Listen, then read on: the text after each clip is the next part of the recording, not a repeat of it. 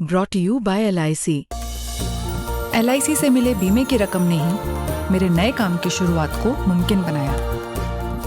LIC हर पल आपके साथ।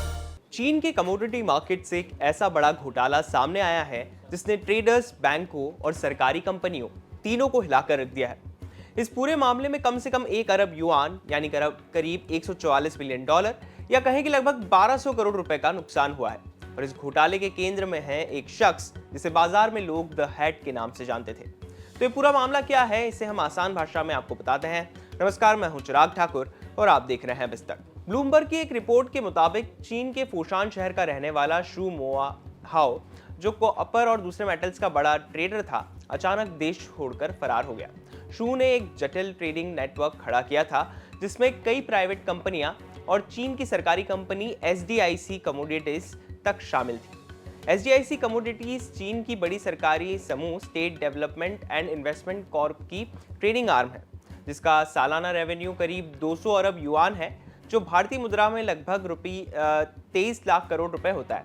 रिपोर्ट के मुताबिक शू ने SDIC कमोडिटीज को कॉपर और दूसरे मेटल्स की सप्लाई करनी थी, लेकिन इसी बीच शू गायब हो गया।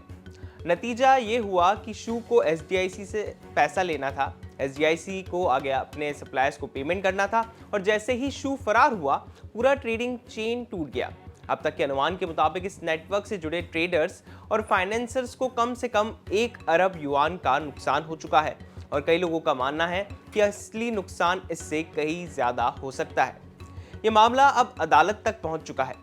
शेंझेन की एक कंपनी ग्वांगडोंग प्रोल्टो सप्लाई चेन ने SDIC कमोडिटीज पर 219 मिलियन युआन की रिकवरी के लिए केस किया है। वहीं दूसरी तरफ तियानजिन की एक अदालत ने 3150 टन कॉपर को जब्त करने का आदेश दिया है, जो SDIC की यूनिट के पास रखा हुआ था। ये कॉपर फिलहाल फ्रीज कर दिया गया है ताकि आगे की कानूनी कार्रवाई में एसेट सुरक्षित रखे जा सके। दरअसल इस पूरे मामले ने चीन की सरकारी निगरानी संस्था सेसेक को भी चौकन्ना कर दिया है।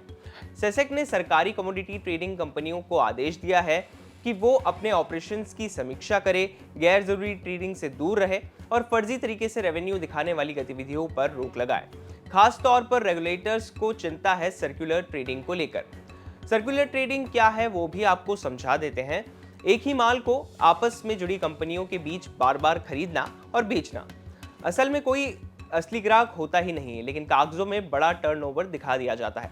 इससे कंपनी का बिजनेस बड़ा दिखता है, लेकिन अंदर ही अंदर जोखिम बढ़ता चला जाता है। अब बात करते हैं कि जू का नेटवर्क कैसे काम करता था। रिपोर्ट के मुताबिक जू ने कई कंपनियों का एक क्लस्टर बनाया था जो मेटल्स खरीदकर सरकारी कंपनियों को बेचती थी। कई मामलों में ऐसा भी होता था कि माल पूरी तरह शू का होता नहीं था, लेकिन वो पहले ही इनवॉइस बेच देता था और बैंकों या फाइनेंस कंपनियों से तुरंत कैश उठा लेता था, यानी असल डिलीवरी से पहले ही पैसा निकाल लिया जाता था। रिपोर्ट में यह भी कहा गया है कि शू की मुश्किलें इसलिए और बड़ी हैं क्योंकि उसने चांदी की कीमतों में गिरावट का दाव लगाया था, लेकिन हुआ बिल्कुल उल्टा। चांदी के भाव तेजी से चढ़ गए और शू का वहां भी बड़ा नुकसान झेलना पड़ा। आपको बता दें कि ये पहली बार नहीं है जब चीन के कमोडिटी मार्केट में ऐसा घोटाला सामने आया हो। पिछले एक दशक में फर्जी वेयरहाउस स्टॉक, नकली इन्वेंट्री और बड़े ट्रेडर्स की दिवालिया होने की घटनाएं सामने आती रही हैं।